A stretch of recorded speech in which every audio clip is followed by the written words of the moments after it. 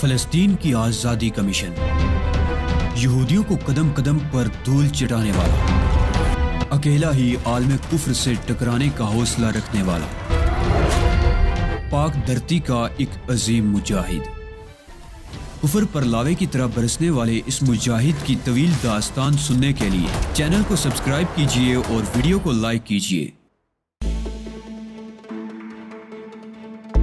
इसका जवाब मैं तुम्हें पहले भी दे चुका हूँ। मैं नहीं चाहता था कि वो कोई ऐसी बात कहे जिस पर मुझे गुस्सा आ जाए। तुमने ये नहीं सोचा कि तुम्हारी जुबान से अदा होने वाले अल्फाज मेरे लिए कितनी अहमियत रखते हैं। तुम मेरी पाबंद तो नहीं हो। मैंने उससे जान छुड़ाने के लिए एक बात कही थी। जरूरी तो नहीं कि तुम इस पर अमल भी करो। तुम्हारी बात ऊंची रखना भी मेरे लिए जरूरी है और मेरी अपनी मजबूरियां भी हैं जो मुझे इस पेशे में रहने पर मजबूर करती हैं। मुझे मालूम है सोनिया, इसलिए मैंने तुमसे ऐसी कोई फरमाइश नहीं की जिसकी तकमील करना तुम्हारे लिए मुमकिन ना हो। हालांकि मेरी ख्वाहिश यही है कि तुम कोई मुलाजमत वगैरह कर लो। ख्वाहिश तो मेरी भी यही है अली। सोनिया ने एक ठंडी सांस ली। मालूम नहीं वो वक्त कब आएगा जब मेरी ये ख्वाहिश हकीकत का रूप धारेगी। मैंने अदनान से गलत नहीं कहा था सोनिया। सलोमी तो पहले ही तुम्हारी दुश्मन है। अब मैं अदनान के साथ काम करने से इनकार कर दूंगा तो वो मेरे साथ साथ तुम्हारा भी दुश्मन हो जाएगा। ऐसे हालात में तुम कम से कम रॉयल क्लब का रुख तो नहीं कर सकोगी। बात पहले ही इतनी बढ़ चुकी है कि मैं किसी और शहर का रुख करने का सोच रही हूँ।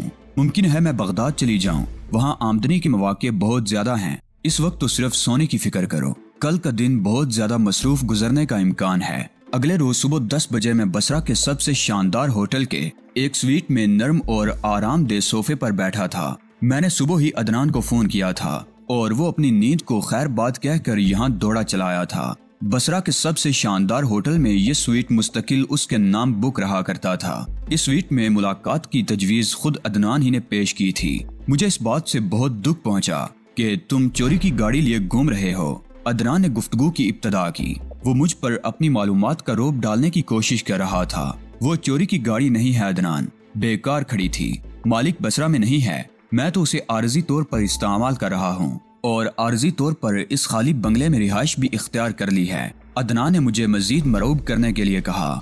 बिल्कुल, मैंने बड़ी संजीदगी से सर हिलाया। जब मालिक आ जाएगा तो मैं बंगला और कार उसके हवाले कर दूंगा। तुम्हारी ये बेसरो सामानी की कैफियत देखकर दिल कुड़ता है। मैं चाहता हूँ कि तुम कोई बाकायदा काम शुरू करो। बाज लोगों की जिंदगी बेतरतीबी से इबारत होती है। मुझे भी इन्हीं में से समझ लो।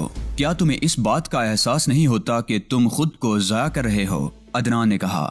नहीं, मैंने नफी में सर हिलाया। मुझे ऐसा कोई एहसास कभी नहीं हुआ। मेरे ख्याल में मेरे पास जाया करने के लिए कुछ है ही नहीं। समझने की कोशिश करो अली। मुमकिन है तुम्हारी जिंदगी की इस बेकायदगी की वजह से ये हो कि तुम्हें आगे बढ़ने के लिए कोई मजबूत सहारा मुयस्सर न आया हो। सहारों की जरूरत उन्हें पड़ती है जो कमजोर हों। मैं सब कुछ हो सकता हूँ मगर कमजोर नहीं हो सकता। न ही मेरे अंदर आगे बढ़ने की ऐसी कोई ख्वाहिश है जिसके लिए सहारे तलाश करता फिरूं। अदनान ने मुस्तरिबाना अंदाज में पहलू बदला।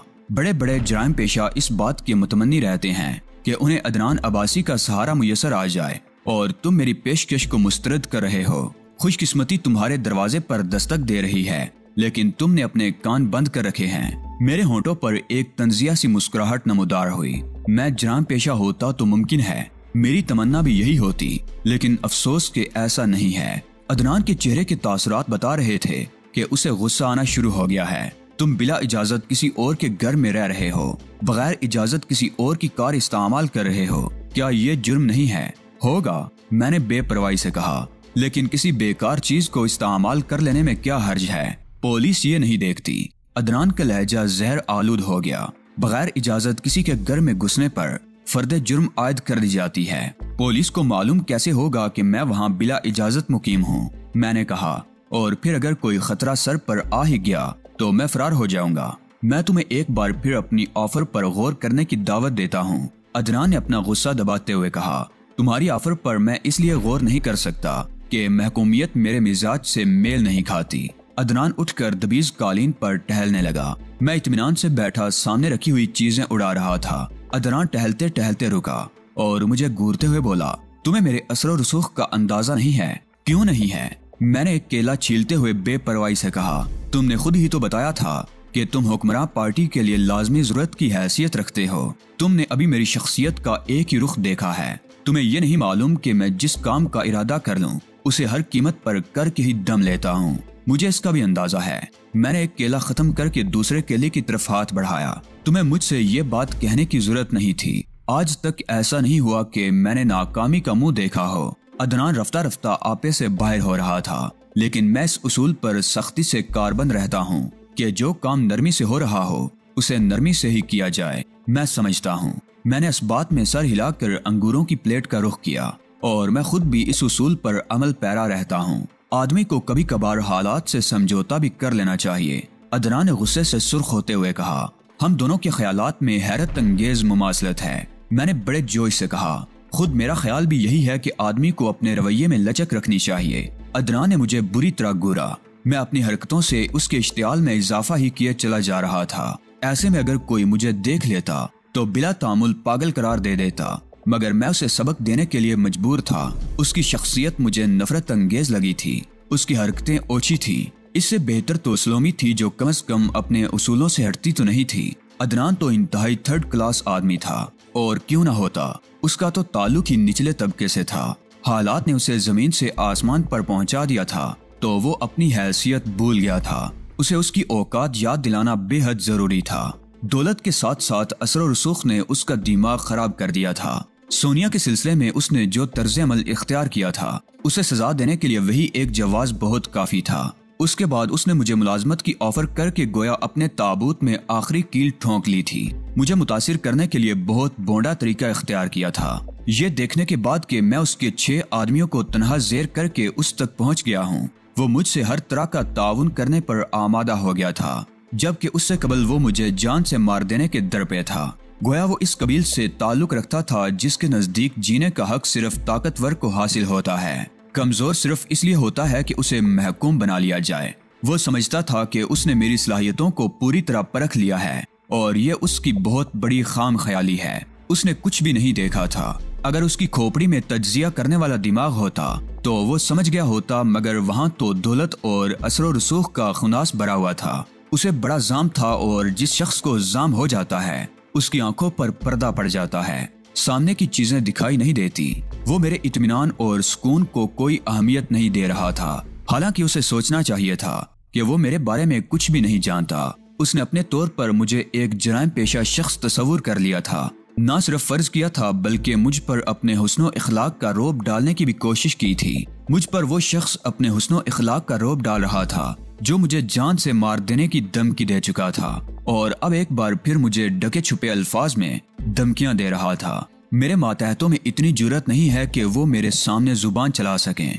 अदनान ने कहा, मातहतों को जुबान चलाना जेब भी नहीं देता। मैंने कहा, मैं मेज पर मौजूद फलों का बड़ी तेजी से सफाया कर रहा था। तुम्हारे मातहत बहुत अच्छे मालूम होते हैं, मगर मैं बहुत खराब आदमी हूँ। अदनान ने दांत पीस कर कहा, मैं बस एक हद तक ही लिहाज करता हूँ। मैं तुम्हारे बयान की तरदीद नहीं करूँगा। लिहाज वाकई एक हद तक ही करना चाहिए। अगर मैंने तुम्हें खास तौर पर मदऊ ना किया होता तो इतनी चर्ब जुबानी के बाद यहाँ से जिंदा नहीं जा सकते थे। ये बात अलबत्ता इख्तलाफी नौयत की है। जरूरी तो नहीं कि मैं तुम्हारी हर बात से मुत्तफिक ही हो जाऊं। यहाँ से चले जाओ अली। मैं नहीं चाहता कि मुझ पर इल्जाम आए कि मैंने तुम्हें अपनी हुदूद में नुकसान पहुँचाया है, लेकिन ये याद रखना कि तुमने मेरी पेशकश ठुकरा कर अच्छा नहीं किया है। बसरे की गलियां तुम पर तंग हो जाएंगी। बसरे की गलियां तंग हो जाएंगी तो मैं कहीं और का रुख करूंगा। मैं कुशादा मकामात पर रहने का आदी हूँ। तंग जगहों पर मुझसे नहीं रहा जाता। मेरी मर्जी के बगैर मेरे दुश्मन फरार भी नहीं हो सकते। अदनान ने मुट्ठियां बीच कर कहा, मैं अपने दुश्मनों पर जमीन तंग कर देता हूँ। मैं अचानक ही अदनान की तरफ मुतवज्जे हो गया। तुम अपने कद से ऊंची बातें करने के मर्ज में मुब्तिला हो अदनान, मैंने उसकी आंखों में देखते हुए कहा। अदनान गड़बड़ा गया। तुम्हें बहुत जल्द मालूम हो जाएगा कि जो बातें मैंने की हैं उनमें कितनी सदाकत है। तुम तो कुछ भी नहीं हो अदनान। तुमसे पहले बहुत बड़े बड़े मगरूर लोग गुजर चुके हैं। क्या तुम्हें मालूम नहीं कि फिरौन और शद्दाद और नमरूद और हामान जैसे लोगों का क्या हशर हुआ था? उनका गरूर और तकब्बुर ही उन्हें ले डूबा था, लेकिन मैं तुम्हें लेकर डूबूंगा। अदनान गुर्राया, मैं आखिरी बार तुमसे कह रहा हूँ कि यहाँ से चले जाओ, वरना नताइज की जिम्मेदारी तुम पर होगी। मैं नताइज की जिम्मेदारी कबूल करने से कभी नहीं घबराया अदनान, न ही मुझे यहाँ से जाने में कोई आर है। मगर तुम्हारा रवैया मुझे रोक रहा है। तुम मुझसे यूं बात कर रहे हो जैसे मैं तुम्हारा कोई मातहत हूँ। मेरे नरम रवैये को मेरी कमजोरी पर महमूल मत करो। कल रात भी तुम मेरे काबू में आ गए थे और इसके बावजूद आजाद घूम रहा हूँ। मैं मुस्कुराया। इसे तुम क्या कहोगे? मैं तुम्हें उस वक्त भी जहन्नुम रसीद कर सकता था और इस वक्त भी कर सकता हूँ, अदनान ने कहा और दोनों हाथों से ताली बजाई। मैं बहुत देर से इस लम्हे का मुंतजिर था। मुझे मालूम था कि अंदरूनी कमरे में उसने कुछ लोगों को छुपा रखा है, वरना उसमें इतनी हिम्मत नहीं थी कि मुझसे इस तरह अकड़ कर बात करता। ताली बजते ही अंदरूनी कमरे से 2 स्टेन गन बरदार नमूदार हुए थे, मगर मैं उससे पहले ही हरकत में आ चुका था। मैंने अदनान पर छलांग लगाई थी और उसके कुछ समझने से कबल ही उसे जकड़ लिया था। न सिर्फ जकड़ लिया था बल्कि उसकी जेब से पिस्तौल निकालकर उसकी कनपटी से लगा दिया था। अगर किसी ने हरकत करने की कोशिश की तो मैं अदनान को हलाक कर दूंगा, मैंने घुरा कर कहा और दोनों स्टेन गन बरदार साकत हो गए। स्टेन गन फेंक दो और दीवार की तरफ मुंह करके खड़े हो जाओ। मैंने अगला हुक्म दिया और वो दोनों हुनकों की तरह अदनान की तरफ देखने लगे। इन्हें अपनी जुबान में समझाओ। मैंने उसकी कनपटी पर पिस्तौल की नाल का दबाव बढ़ाते हुए कहा, वरना दुनिया से रुखसत होने के लिए तैयार हो जाओ। जो ये कह रहा है इस पर अमल करो। अदनान ने भराई हुई आवाज में कहा। 1 मिनट के अंदर अंदर उसके सारे कसबल निकल गए थे। दोनों स्टेन गन बरदारों ने स्टेन गनें फेंकी और दीवार की तरफ मुंह करके खड़े हो गए। मैंने अदनान को धक्का दिया। वो फर्श पर बिछे हुए कालीन पर जा गिरा। मुमकिन है वो किसी जमाने में बहुत ताकतवर रहा हो, मगर ऐशो इशरत की जिंदगी ने उसे आराम तलब बना दिया था और वो इस काबिल नहीं रहा था कि किसी का मुकाबला कर सकता। मैंने आगे बढ़कर उन दोनों के सरों पर बड़ी तेजी से पिस्तौल के दस्ते से ज़रबें लगाईं और वो बेहोश होकर गिर पड़े। अदनान फटी फटी आंखों से ये मंजर देख रहा था। मुझे यकीन था कि अंदरूनी कमरे में अब कोई नहीं होगा, ताहम इत्मीनान कर लेना जरूरी था। मैं दोनों स्टेन गनों पर कब्जा करता हुआ अंदरूनी कमरे की तरफ बढ़ गया। वहाँ वाकई कोई और नहीं था। उठो और सोफे पर बैठ जाओ अदनान, मैंने कहा। अब मैं तुम्हें एक पेशकश करने वाला हूँ। मैं तुम्हें बताऊंगा कि पेशकश किस तरह मंजूर कराई जाती है। अदनान ने चुपचाप मेरे कहने पर अमल किया। उसके सारे कसबल निकल गए थे। अब तुम्हें मालूम हुआ कि मेरे मुकाबले में तुम्हारी कोई हैसियत नहीं है। तुम्हारा ये ख्याल भी खाम है कि गुज़श्ता रात मैं तुम्हारे रहमो करम पर था।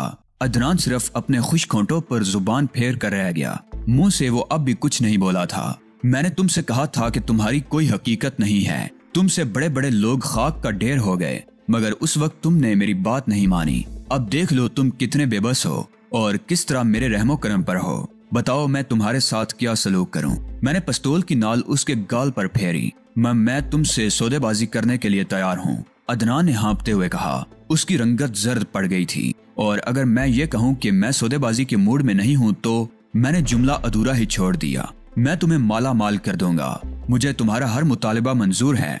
मैं तुम्हारा पीछा भी नहीं करूंगा। मैंने एक भयानक कहकहा लगाया। अभी कसबल नहीं निकले। मैंने हकारत से कहा, तुम मेरा पीछा करोगे? तुम? मैंने उसकी तरफ उंगली उठाई। तुम्हें ये यकीन क्यों है कि मैं तुम्हें जिंदा छोड़ दूंगा? नहीं नहीं। अदनान पर हिज़यानी कैफियत तारी हो गई। मुझे मारना मत। इसका इन्हिसार सिर्फ इस बात पर है कि तुम मुझसे किस हद तक ताउन करते हो। मैं तुमसे हर तरह ताउन करने को तैयार हूँ, उसने थूक निगलते हुए कहा। उस पर मौत का खौफ गालिब आ चुका था। इसी में बेहतरी है, मैंने सर हिलाकर कहा। वैसे तुम अपनी जांबख्शी के इव्ज कितनी रकम बतौर तावान अदा कर सकते हो? जितनी रकम भी तुम कहोगे मैं अदा कर दूंगा। उसने बड़ी फराख दिली का मुजाहरा किया। मेरे मुतालिबे से उसे अपनी जिंदगी की किरण फूटती हुई नजर आई तो उसके चेहरे की खोई हुई रौनक वापस आ गई। मुझे नहीं मालूम कि तुम्हारी जिंदगी की क्या कीमत है, मैंने कहा। क्या यह बेहतर नहीं होगा कि तुम अपनी जिंदगी की कीमत का तायुन खुद करो? अदनान चंद लम्हे कुछ सोचता रहा, फिर बोला, मैं तुम्हें 10,000 दिनार दे सकता हूँ। मैं हंस पड़ा। मैंने तुमसे भीख नहीं मांगी है अदनान, तुम्हारी जिंदगी की कीमत पूछी है। ये बहुत बड़ी रकम है। लोग अपनी पूरी जिंदगी में इतनी रकम पस अंदाज नहीं कर पाते। मालूम होता है तुम्हें अपनी जिंदगी से प्यार नहीं है, मैंने मायूसी से कहा और पिस्तौल की लबलबी पर उंगली का दबाव बढ़ा दिया। ठहरो, जल्दबाजी मत करो, अदनान बेसब्री से चीखा। उसके चेहरे पर यकलख्त पसीना फूट पड़ा था। मैं रकम बढ़ाए देता हूँ। ठीक है, मैंने उंगली का दबाव कम करते हुए कहा। इत्मीनान से रकम बढ़ाओ, मुझे ज्यादा जल्दी भी नहीं है। 15,000 दिनार ले लो, उसने मुर्दार आवाज में कहा। यह भी मेरी हैसियत से बढ़कर हैं। यहूदियों की तरह बातें मत करो अदनान, तुम बहुत बड़े सरमायादार हो। ऐसी बातें तुम्हारे मुंह से अच्छी नहीं लगती। लोग यही समझते हैं कि मैं बहुत मालदार आदमी हूँ, लेकिन हकीकत इसके बरक्स है। मेरे अखराजात बहुत ज्यादा हैं, इसीलिए मेरी जमा पूंजी बहुत ज्यादा नहीं है। तुम मुझे अभी तक नहीं समझ सके अदनान। तुम ये सोच रहे हो कि मेरे लिए ये बहुत बड़ी रकम होगी जिस पर मैं फिसल जाऊंगा, लेकिन तुम्हारा ख्याल गलत है। मैं बहुत ऊंचे सौदे करने का कायल हूँ और ये भी मेरा उसूल है कि मैं खुद किसी से नहीं उलझता। अगर दूसरा शख्स खुद ही मुझसे उलझ जाए तो उसे काफिर किरदार तक पहुंचा कर दम लेता हूँ। अब की बार ये बदकिस्मती तुम्हारे हिस्से में आई है। तुम स्लोमी के चक्कर में तबाह होकर रहोगे। मैं वादा करता हूँ कि आइंदा स्लोमी से किसी किस्म का ताल्लुक नहीं रखूंगा। तुम पर और भी कर्ज है अदनान, और मैं कर्ज मासूद वसूल करता हूँ। तुमने सोनिया पर हाथ डाला। तुम्हारा ये जुर्म मेरी नजर में नाकाबिले माफी है। इसके बाद तुमने मुझे धमकियां दी, मेरी खामोशी को मेरी कमजोरी पर महमूल किया। क्या तुम्हारा ये उसूल नहीं है कि कमजोर को दबाओ और ताकतवर से दूर रहो? तुमने मुझे कमजोर समझने की गलती की। जाहिर है तुम एक बहुत बड़ा गिरोह चला रहे हो, जबकि मैं एक तन्हा आदमी हूँ। एक तन्हा आदमी कितना ही ताकतवर क्यों ना हो, किसी गिरोह से मुकाबला नहीं कर सकता। ये एक मुसल्लिमा उसूल है, मगर मैं ये मुसल्लिमा उसूल गलत साबित करके दिखाऊंगा। तुम गलत समझ रहे हो अली। बात अगर यही होती तो मैंने तुम्हें कल रात ही ताकत के जोर पर अपने गिरोह में शामिल करने की कोशिश की होती, लेकिन मैंने ऐसा नहीं किया। मैंने तो तुम्हें एक पेशकश की थी। मैंने चाहा था कि हमारे दरमियान मामलात आजादाना माहौल में तय पा जाएं। तुमने पेशकश जरूर की थी, लेकिन इसलिए की थी कि मैं उसे लाजमन कबूल कर लूं। तुमने हर कीमत पर मुझे अपना मुलाजिम देखना चाहा। तुम्हारा ये तर्ज अमल तुम्हारी फिरौन सिफ्त फितरत की अक्कासी करता है। दोस्ताना अंदाज में पेशकश करके तुमने ये साबित कर दिया तुम मक्कार भी हो। जिस तरह तुम्हें ये हक था कि मुझे पेशकश करते, उसी तरह मुझे भी हक था कि चाहूं तो तुम्हारी पेशकश कबूल करूं, चाहूं तो रद्द कर दूं। तुम्हारा तर्ज अमल शख्सी आजादी के उसूलों के सरासर मुनाफी है। मैं तुम्हें इस हरकत की बहुत इबरतनाक सजा दूंगा। मुझसे गलती हो गई अली, अदनान ने बराई हुई आवाज में कहा। मैं तुमसे माफी चाहता हूँ। मेरी गिरफ्त में आने से कबल अगर तुमने माफी मांगी होती तो मैं तुम्हें माफ कर देता, मगर अब यह मुमकिन नहीं रहा। अब तो तुम्हें सजा भुगतनी है। अगर तुम मुझे रिहा कर दो तो मैं तुम्हें 15 के बजाय 20,000 दिनार अदा कर दूंगा। सांप को जख्मी करके छोड़ देना हमाकत है अदनान। मैं तुमसे रकम भी वसूल करूंगा और तुम्हें रिहा भी नहीं करूंगा। ये तो खुली हुई बददियानती होगी। अदनान ने एहतजाज किया।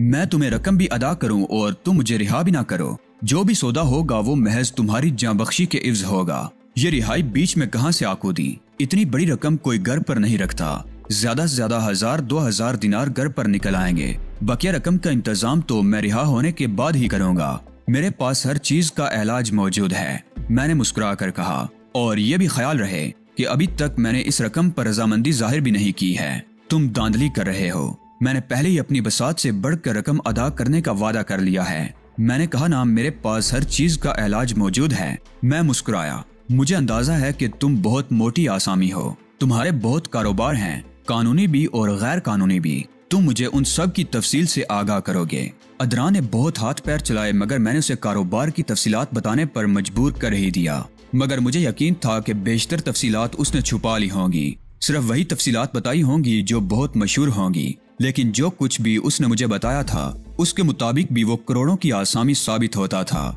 और जो कुछ उसने छुपा लिया था मालूम नहीं वो क्या और कितना था। उससे मजीद मालूमात हासिल करने के लिए उस पर तशद्दुद करना पड़ता, और मैं इस वक्त ज्यादा लंबे जुमेलों में नहीं पड़ना चाहता था। ताहम एक कोशिश कर लेने में कोई हर्ज भी नहीं था। जहन पर अच्छी तरह जोर दो अदनान, कहीं कुछ तफसीलात रह तो नहीं गई। बाद में अगर ये बात मेरे इल्म में आई कि तुमने कुछ छुपाया है तो इसके नताइज तुम्हारे हक में खतरनाक साबित हो सकते हैं। मैंने तुम्हें सब कुछ बता दिया है, उसने मजमल अंदाज में कहा।